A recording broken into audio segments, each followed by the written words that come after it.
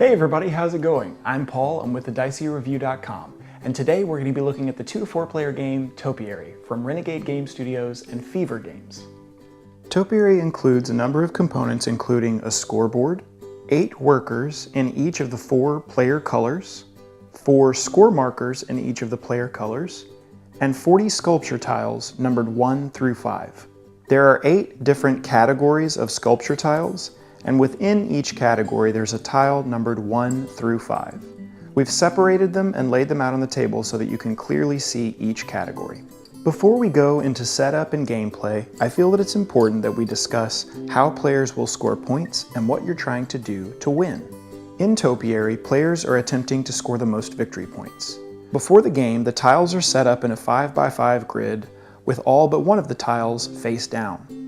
Throughout gameplay, tiles will be turned face up and manipulated by players taking actions on their turn. Throughout the game, players will be placing their workers around the grid looking at certain sight lines.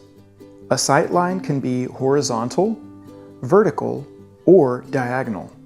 Workers can be placed in the game on any of the outside edges or corners of each tile. So for instance, this corner tile showing the 4 could have meeples placed at any of the shown corners or edges throughout the game. At the end of the game, players will score points in one of 3 different ways. Each visitor of a player will score points equal to the face value of all the sculptures visible to them in their sight line. A sculpture will block sculptures behind it that are of equal or lesser value.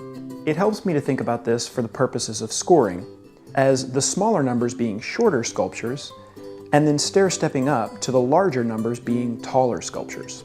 So for instance, in this sight line, the yellow visitor would be able to see the 4, but the next 4 in the line would be blocked by the 4 in front of it. The 3 that's next in the line would be blocked by the other 4s. The 5 that's next in the line would be visible because it's higher or taller than the sculptures in front of it. And finally, the 3 would be blocked because in front of it there is a 4, 3, and a 5. If you're looking at the same sight line from the other side, the red visitor would be able to see the 3 and then the 5 because the 5 is taller than the 3, but every other sculpture in the line behind the 5 would be blocked. Visitors will also score points if the sight line that they're viewing has a type bonus. Type bonuses are given to sight lines that have multiple sculptures of the same type. These sculptures have to be visible following the same rules that we previously discussed, and for each visible tile that shares the same type, a visitor will score 1 extra point. So for instance, in this sight line, the yellow player would score 3 extra points, because the bottom 3 tiles in this line are visible following the normal sight rules, and they all share the same sculpture type. The last tiles that will potentially score players points are the tiles in their hand. In this game, players will have a hand of 3 tiles at all times that is kept hidden from other players. In this example, we're going to say that these 3 tiles are the yellow player's hand at the end of the game.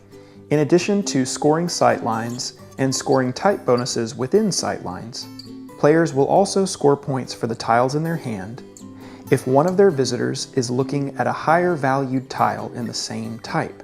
So for instance, the yellow player would score 4 points for this tile in their hand because one of their workers is looking at a higher valued tile in the same category. The yellow player would also score points for these 2 tiles because they're looking at higher valued tiles within the same category in this sight line. After players score all of these 3 categories, the winner will be determined. Now that we've discussed the strategies for in-game scoring and how players will win, let's look at how to set the game up and the actions that a player will take on their turn. In a 2 or 3 player game, before you play, remove all 5 tiles of one category from the sculptures. So for instance, we're going to be removing 1 through 5 of the sculptures shown. Begin by shuffling all of the sculpture tiles and forming a stack, and then deal out a 5x5 grid of tiles in the pattern shown. All of the tiles will be face down with the exception of the middle tile. This will be turned face up. Each player will then be given a set of visitors in their chosen color. Players will either receive 8, 6, or 5 visitors depending on the player count. In a 2-player game, each player will receive 8 visitors as shown.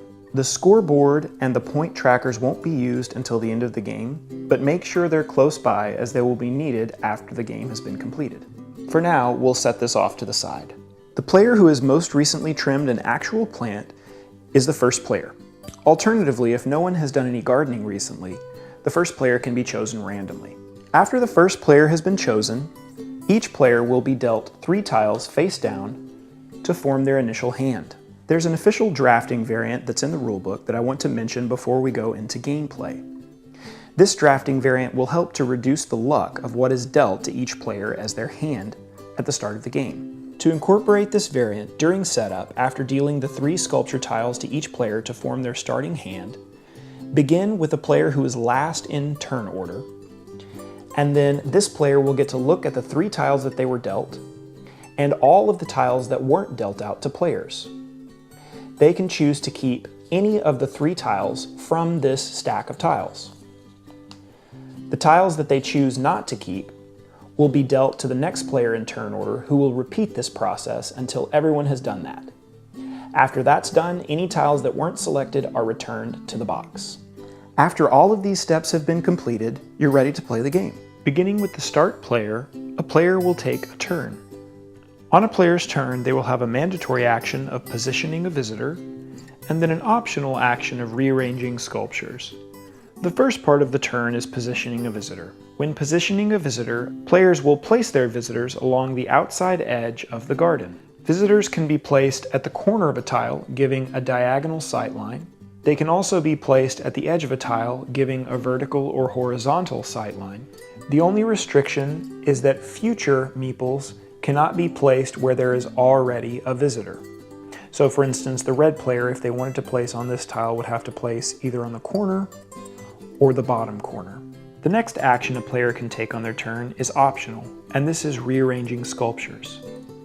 After placing one of their visitors, a player may select any face-down tile within the sightline that their meeple is looking. So for instance, the yellow player could pick any one of these tiles. The player could select the face-down tile and pick it up and put it in their hand. After doing this, the player is then allowed to put one of the 4 tiles that is currently in their hand in the empty space face up. This could even be the tile that was just picked up. After this mandatory and potentially optional step are completed, play will pass to the next player in clockwise direction. When the last visitor has been played, the game is over. At this point, you'll want to pull the scoreboard close to the play area to track players' points. For the scoring example for this video, I want to score the yellow player completely. We'll go sightline by sightline, score the face value of any eligible tiles, and include any type bonuses so that you can see a full example of scoring. In this example, the yellow player will score 1 point plus 3 points. This sculpture is visible, and then this sculpture is visible because it is behind this one and it's taller. The 3 at the end of the line, however, would not be visible, as this 3 blocks out anything equal to or less than that tile behind it. So for this line, the yellow player would score 4 points. There are no type bonuses to be scored because all of the different sculptures are different. For this line, the yellow player would simply score 5 points. The level 5 tile blocks out anything behind it that is shorter or lower. So we would mark the 5 points for this tile. It's important to note that even though there is a tile that is the same type behind this tile, since you can't see that, the player would not get a type bonus. In this diagonal sightline, the yellow player would score 3 points plus 4 points. They wouldn't score any of the tiles behind these because the higher 4 blocks out the 2 and the 1. So for this player would score 7. There's no type bonus to be assessed, as all of the tiles are different types. On this sightline, the player would score 4 points. They would score nothing for these, as these are blocked out by the 4, but they would be able to see this 5. That would be 9 total points.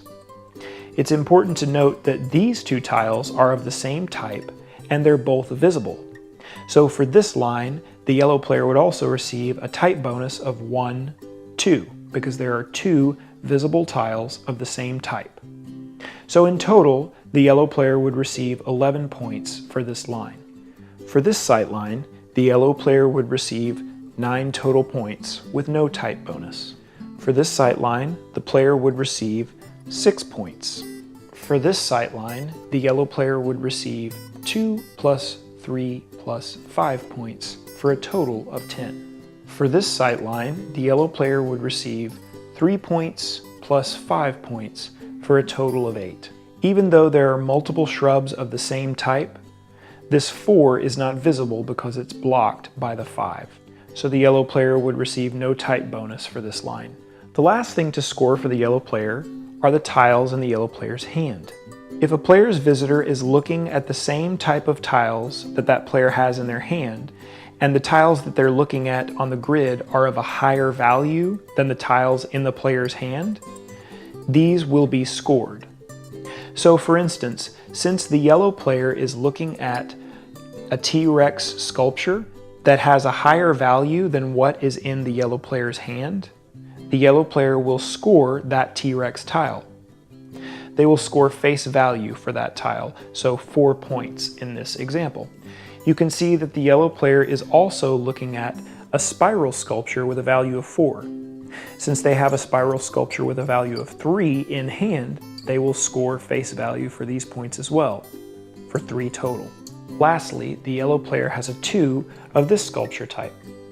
Since their visitor is looking at the 5 in the same sculpture type, they will score face value for this tile as well for 2 more points. After all of these categories have been scored, a winner will be determined. In this example, the yellow player had 69 points in total. If there's a tie after scoring has been determined, the winner is the tied player with the most points scored from tiles in hand. If there's still a tie, the winner is the tied player who was later in turn order. It's important to note that when determining sight lines, tiles that are turned face down don't block other tiles and they're not considered for scoring. Alright everybody, thanks so much for watching. That was our video. We hope that it was helpful and we hope that it was informative. If you still have any questions about how to play the game, please leave a comment below or send an email to thedicey@gmail.com. If you want to hear more from the Dicey Review, you can listen to our Dicey Review podcast. It can be found on iTunes, Stitcher, and TuneIn, as well as SoundCloud. You can visit us at our Board Game Geek Guild, and you can read our written reviews at thedicey@gmail.com. Thanks so much for watching. Until next time, we'll see you at the table.